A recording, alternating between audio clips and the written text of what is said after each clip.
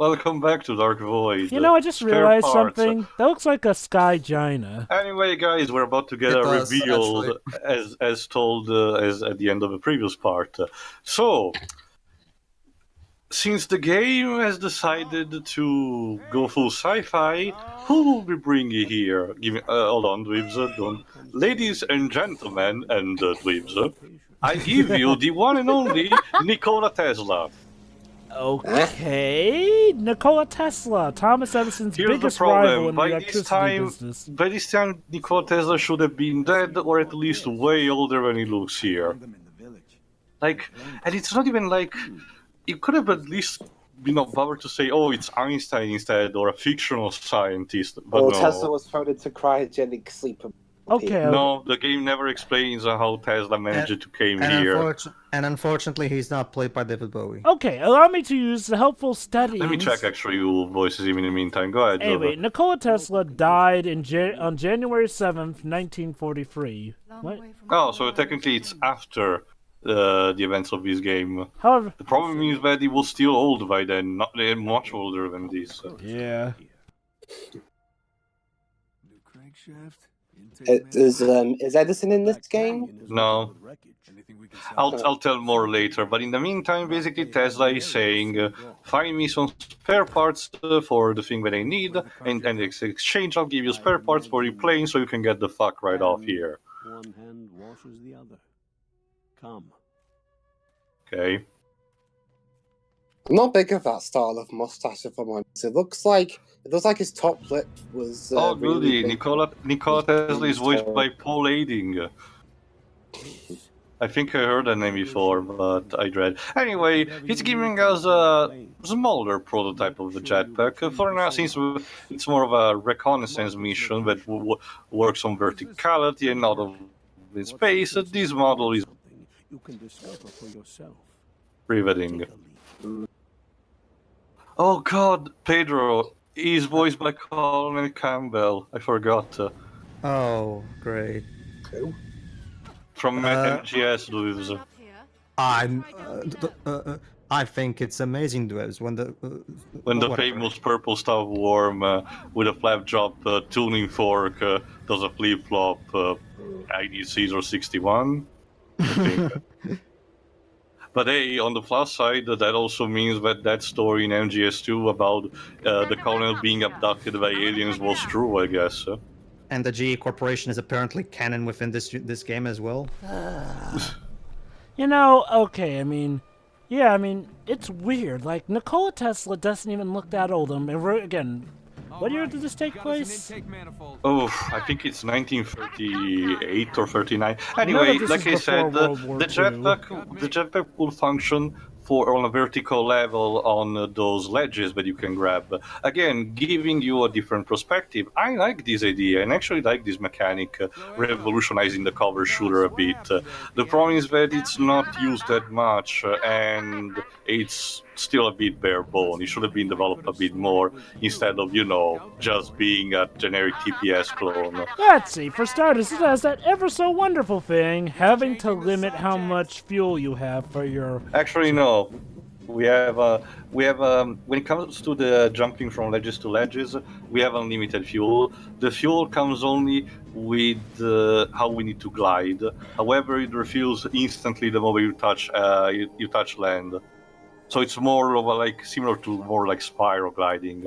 Sounds like or for another Insomniac AP, more like Ratchet and Clank when Clank gets upgraded with the jet thrusters. Fair enough. It's just, something about it feels... Yeah, also random QTEs for some reason. Yeah, something about it just feels limiting with your freedom. I mean, granted, maybe it's because you have a jetpack on, I expect a bit more freedom with that. I can tell you, Jova, that it gets better as the game goes on. This is just basically a small tutorial when it comes to the basic function of a jetpack. So, Tia... Later on, it will become much more free. Okay. So, Tia... Yes, sir? Is there any actual good, God-given reason why Nikola Tesla, of all people, is here on an ancient, undiscovered Because science island? fiction. I mean, That's I literally, guess, that's literally the Oh yeah, by the way, you get kamikaze enemies that do that grenade attack. Those are very annoying. So, I'm sorry, you're telling me that Nikola Tesla, the man who had one of the most infamous rivalries with Thomas Edison, and supposedly discovering a source of electricity that could revolutionize the world. You're telling me that he didn't rub this in Thomas Edison's face at some point? Like, Nikola Tesla had an ego here. I don't know who you're trying to fool. Here's the thing, Jova. By the time of when the story ends, it's pretty much clear what Nikola Tesla wants to do with his life. So it's pretty much clear that he didn't came back to finish his rivalry with Edison or giving the world his discoveries. Which kind of doesn't make sense, seeing as how he died in At 1943, and he died in New York City. I'm not sure. Well, maybe Pedro, maybe you can judge better. What do you think? Where do you think Tesla is most wasted? Here or in the Order 1886? Oh, he was in that? I haven't actually played the Order in 1886. He acts kind of like Q from James Bond, giving you supposedly new gadgets or weapon. The problem is that that it's barely utilized, and the weapons he gives you are either underwhelming or barely used at all in the game. It's the big problem is here's my thing. Okay, so this game, from what I've seen so far at least, doesn't seem to even have any reason for taking place in 1938. It feels like they just made it a futuristic alternative version of 1938 just so they could put Nikola Tesla in here. Not just that, the narrative later on will try to interject with basically, like I said, it's a bit of a conspiracy theory, is the wet dream. Because yes, Lives. Are there any other historical figures here, like Hitler or Mussolini? Or... No. Well, again, actually, yes, Joe. It will be seen later in one scene. Sorry, Lives. If this was the DC universe, we'd find twin clones of Hitler, most likely. Hey, give him. I'll give this some. This is not the future. I mean, for as stupid as it is that someone would want to clone Hitler, it was kind of crazy, awesome, stupid. Like the kind of stuff that I can appreciate. Basically, Shiroi, there's a what-if scenario comic book where Superman is an old man in the future, and he's battling twin clones of Hitler. Yeah. Yes. And yet somehow, Shiroi, they've managed to make that lame. That's an accomplishment. It's Superman fighting not one, but two Hitlers, and you've somehow managed to make that lame. That's my Yes. While just gameplay's going. Oh, is this a cutscene? No, he keeps finding. Remember, the objective is to find some parts of it. How's it daytime? It was nighttime when we were at that temple. The shadow lighting. What do you know, Jova? Haven't you heard of suspension of disbelief? Lighting engine fucking up. Go ahead, Lives. Yeah. And as I was saying, there's another thing about me and my relationship with comic books. Because I know so little about the stories, I'm always nervous about the really crappy stories. Dweebs, for record, we actually have recommended you in the past, both in and off commentary, some different good comic books to check out. Yeah. By that logic, we shouldn't even get into any media whatsoever, because there's always going to be a risk of coming across bad ones. Like that applies to every media. Yeah, but the thing is, though, I find it's more easy for me to find reviews for stuff like films and games, as opposed to comic books or literature in general. Well, Dwibs, there are plenty of sites that you can do. Just literally Google comic book reviews. I think the problem that he's mentioning, Jove, is that books and comics don't really have a Metacritic / Rotten Tomatoes equivalent. Well, so... yeah. There's a reason for that. It's like, well, they are kind of handled differently in that sense. Where, sometimes you just gotta hunt down sort of individual reviews of them. That said, though, I mean, I wouldn't say to let that, alienate you, though. If anything would alienate you, it's the continuity. Like, that I can understand alienating you, but if you're just afraid that you may get something... Alright, this is actually slightly important. Bang, bang, bang. So we defeat the robot, but there's a slug inside it. Oh my god, it's the Daleks. A radioactive Oh my god, it's a Yerk! So it's like how in Team America, King Jong-il is actually an alien bug. Kinda. It will be more explained, I think, in the next part, actually. No, I think it's 2 parts from now. Basically, 2 parts from now will be explained who are the robots and why the story is set before World War II, basically. It's stupid. Mind you, the explanation is stupid, but just bear with it for using them now. as a life source. I'm going to use my army of actors to destroy the world. When you see Alec Baldwin, you will see the ugliness of the human race. Also, yeah, since I'm playing in easy mode, I can allow myself to go charging guns blazing, but believe me, it's actually really easy to die in this game if you're careless. So you're adopting the Dwibs method. For this one, yes, because I just don't care about difficulty for this game. So are there any rewards for clearing higher difficulty rather than just trophies? That's it. So it's pointless then. Well, it depends on how you value those. Believe it or not, some people actually pay for the nose just to get a platinum out version of the game. The problem with it is that, and I've said this before, developers should not use the trophy/achievement systems as an excuse to cheap out on putting more content in the game. Let me put it like this. Trophies back when they were a new thing, they were a nice thing. The problem is that, like many things in the game industry, they become something that developers will abuse just to try and excuse. And there you go, you can even do the Sonic thing. Complaining like that, because sometimes the game will throw you into a vertical shaft. Oh, spider webs. Okay. I don't see why basically that it's to simulate the fact that he was falling through a place that wasn't, treaded by humans. I guess. So that's a weird thing to say while falling. Oh my god, for example, spider webs. That means no one's been here. Maybe it's because most people who fall down here die. No, in a sense, remember, Java is also sputtered a bit, meaning that he got tangled into a bit when he fell. It's just for Resident Evil. Also, remember, we are outside, so spiderwebs would be plentiful. Especially in a luxurious environment like this. So that's why I don't get, why do you feel the need to point that out? Like, maybe if we were It's similar to how you're in the open, Java say, oh Jesus, what a little bug. Okay, it's while he's falling. I know it feels like a nitpick, but it it's doesn't feel also that the natural. direction. Nolan North is fine in his role, but he doesn't have that much to work with, and he's clearly not giving that much of a shit. It's pretty much Nolan North on autopilot. The usual. Just a paycheck. Just a paycheck, just like Spirit Running Free. How did they get him for that? Well, remember, Java, after the Uncharted series ended, Nolan doesn't really have a big franchise to rely on at this point. I wonder if he misses doing Dr. Engine for the Crash Bandicoot series. I'm not sure. Oh no! Basically, it revealed a new path. That was convenient.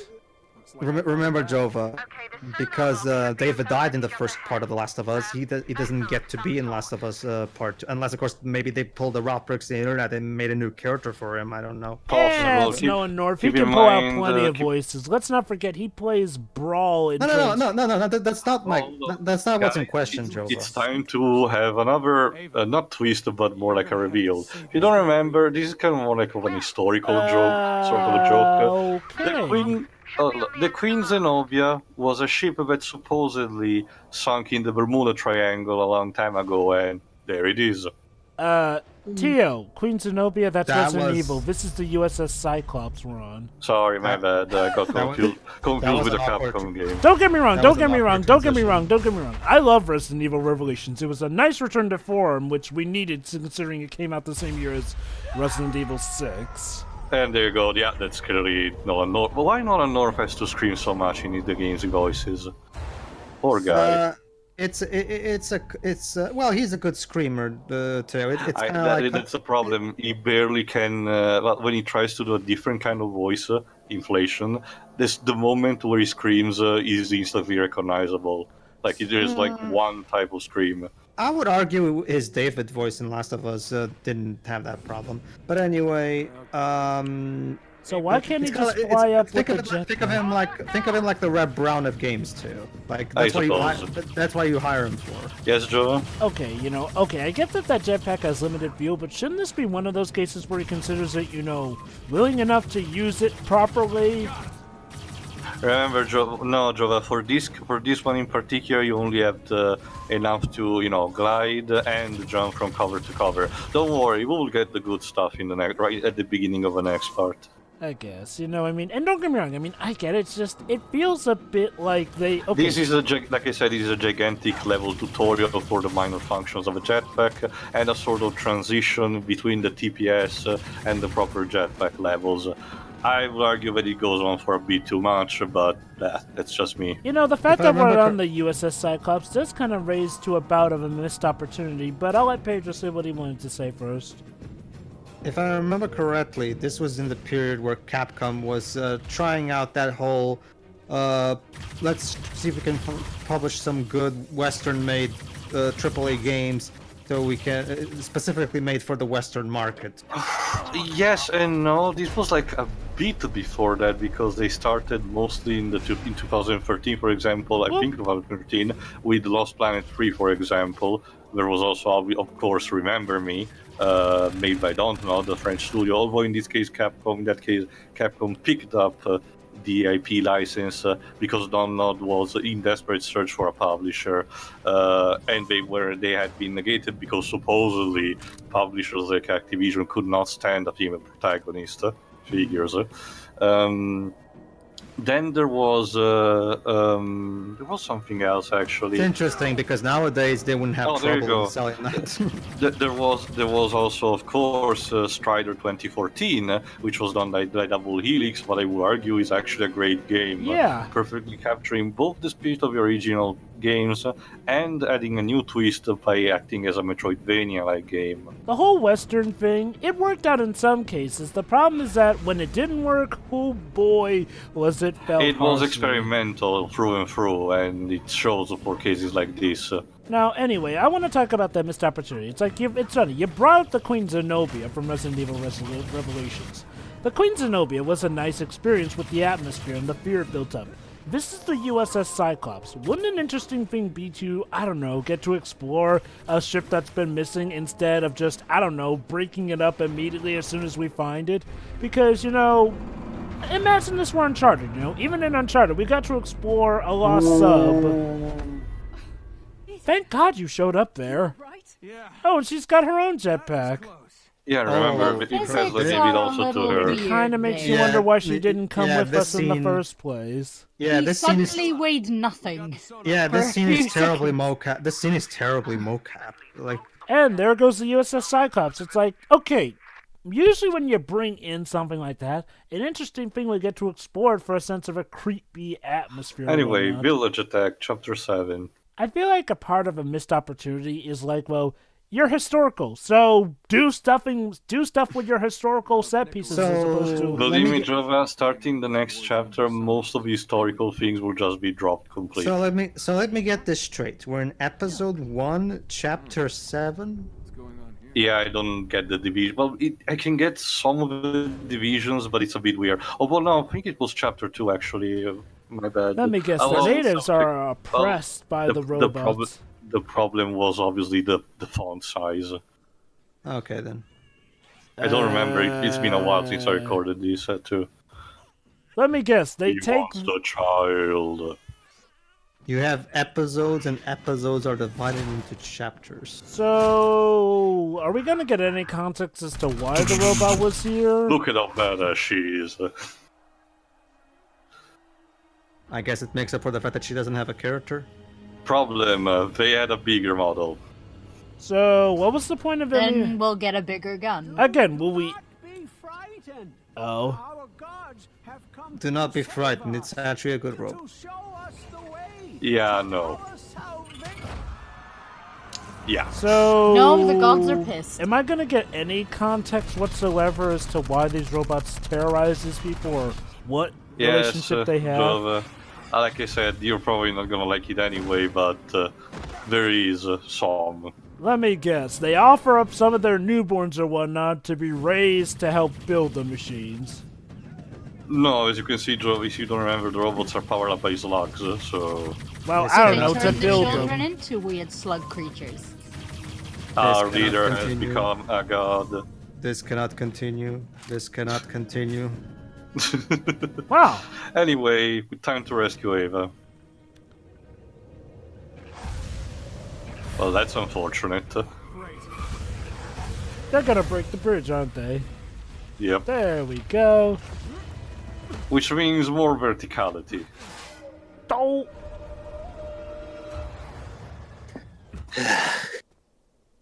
But I'm missing out on all the exciting stuff here. Yeah, I mean, technically the exciting stuff is happening to up it- there. but now it's time Oh. to try.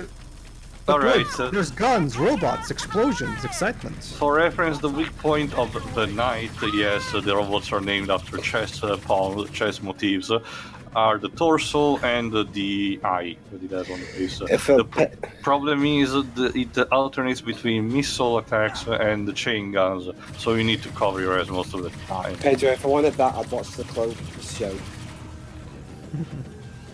Special That effects is- are just a tool, a means for telling a story. A special effect without a How story is is a none of pretty that boring hitting thing. you? I mean, it's technically encapsulating you, but it's not hitting you. Well said, Because- George. Wait, you said that? Well, to be Also- fair, he did. Well, to be fair, you know, even in the prequels, he did make a story. So Also, like I said, he never betrayed his ideals. Like I said, Joe, thanks also to the That's his jet idea of story. and the different alien Hey, weapon. Hey, it Yeah. was one. Whoa, Excuse me. one at a time, guys. Let Tio speak. Like I said, there is a good idea for a TPS with different weapons and the verticality of a jetpack. The problem is that due to the rush development and the stupid budget, it was the bare bone that you could get, and as a result, Yeah. it's just functional. I think some And even then, companies there are need, some glitches. I think companies like this need to realize, unless you're an indie company, bare bones isn't gonna cut it, even for the first game in something. But like I said, Joe, it's more of a thing of trying to get the best of both worlds when we should have specialized only in one. It's we should have focused entirely on the jetpack, go full ace combat. I mean, okay, I don't mind the first-person action stuff. The problem is, like, well, they fall into some of the traps of I'm third-person starting, action and stuff. Focusing just more on the do this or do that, as opposed to having any nice moments where you can soak I up the mean, atmosphere. the good news is that you're killing robots, so at least we don't have potential remorse wheel for all these massacre. Yes. Teo, I just realized something too, considering what What? you were saying earlier. The verticality stuff, jetpack flying, boring shooter.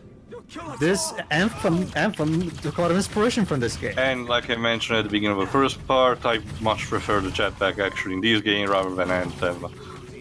Well, to be fair, you haven't actually played that game yourself, so I've seen it enough, between reviews and playthroughs, I've seen enough for you to probably say the only thing that Anthem does better is attacking with the jetpack because it has more spectacle with the firearms.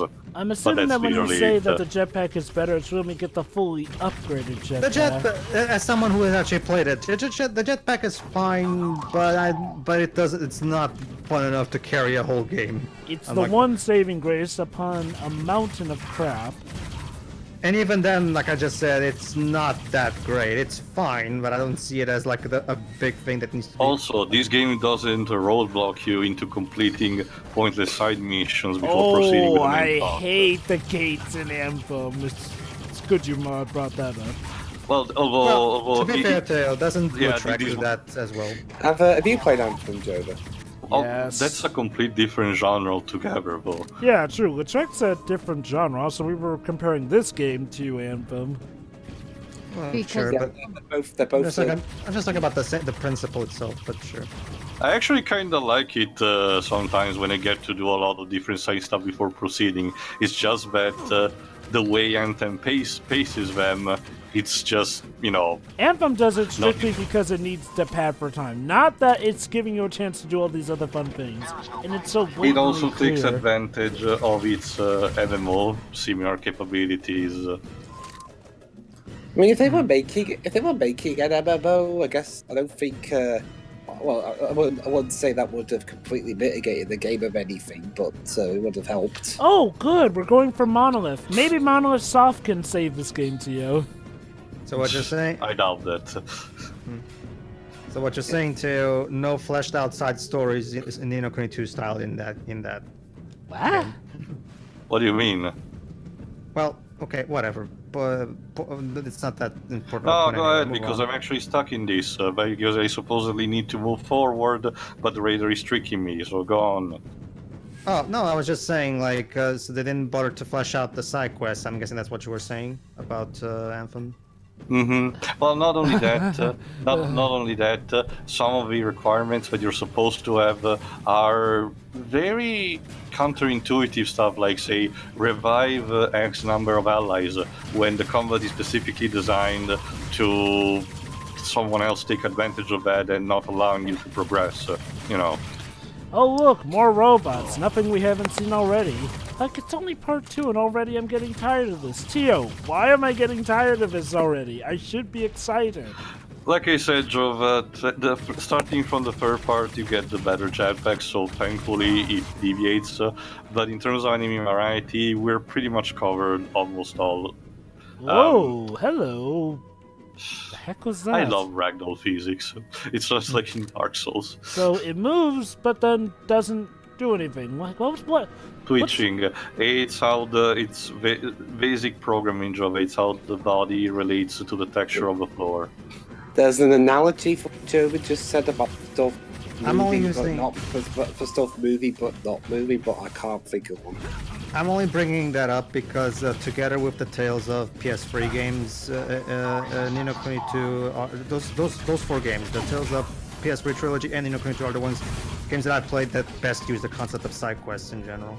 Oh, well, I mean, I don't think the problem is side quests in general. It's just how Anthem screwed the pooch with them. Like the requirements, even when Nino Kuni 2 may or even Nier, because even Nier has that, may ask you to do something trivial, like say retrieve me 5 bare asses, because that's the TV trope term that they use. But it's just an example. Retrieve me 5 objects. The way the characters are presented and they're asking you this, it makes it compelling enough for you to do that. A game like Anthem basically just said, oh look, there's a seal of this door and it says you to do these things, go ahead.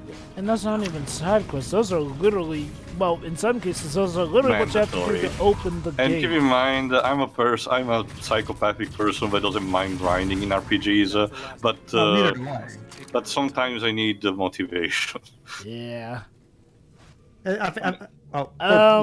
we jump up and then we transition to that. Oh, look at that! Oh, look at that to you. He started jumping, but then stopped, looked up, then went back again. That's just... I agree. Continuity is for losers. Are there any winners in this game? It actually kind of reminds me a bit of Huntdown the Freeman.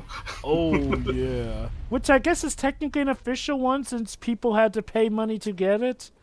And Because Valve Valve let officially it approved it, so... Oh, God. Oh, look at that, the pool. And of course, the water physics is not that great. Well, I guess to be Marco? fair, Oh. it's not deep. It's not deep enough for us to swim in. So, But you shouldn't be able to walk that quickly. Sure. Alright, new that's enemy actually a good type. Lizards? Lizard snakes. Are these guys No, perchance? they're not adorable, sure. Come on, game. You're ripping off Uncharted. Might as well rip off the Marco Polo joke. Come on. Also, what are lizard snakes doing? Wait. Weren't those the Jova, I'm surprised you haven't picked it up yet. Yeah. If you're gonna at weren't least go all the way. Weren't those some of the guys inside the suits of armor? I think the knight. Well, look at that. There's a knight armor there where the snakes should be. So let me get this straight.